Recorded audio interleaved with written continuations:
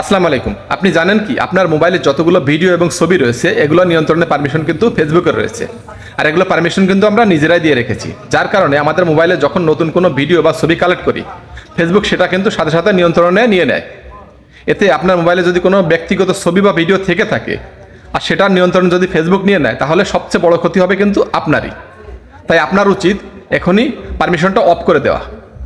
কীভাবে সেই পারমিশনটা অফ করবেন আমি দেখিয়ে দিচ্ছি। আমার আইডিকে ফলো দিয়ে রাখুন, এরকম ইম্পর্টেন্ট ভিডিও প্রতিদিনই আসছে।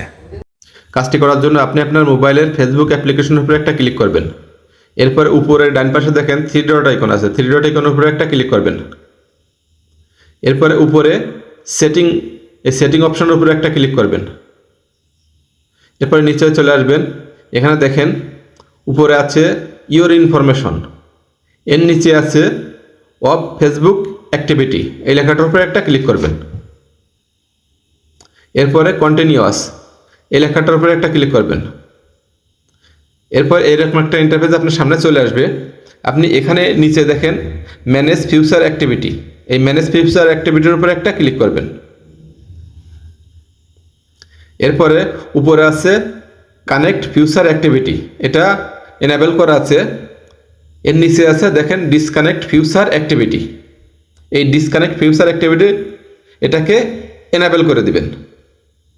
এরপরে কন্টিনিউয়াস এই লেখাটার উপরে একটা ক্লিক করবেন।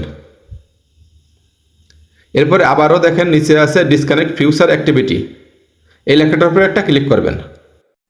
তাহলে এটা ডিসকানেক্ট হয়ে যাবে। আপনার মোবাইলে যত ছবি এবং ভিডিও বা ব্যক্তিগত কোনো কিছু থাক না কেন ফেসবুক এটা নিয়ন্ত্রণে নিতে পারবে না। আশা করি বুঝতে পারছেন। ভিডিওটা ভালো লাগলে অবশ্যই একটা শেয়ার দিবেন, একটা লাইক করবেন। Thank you so much.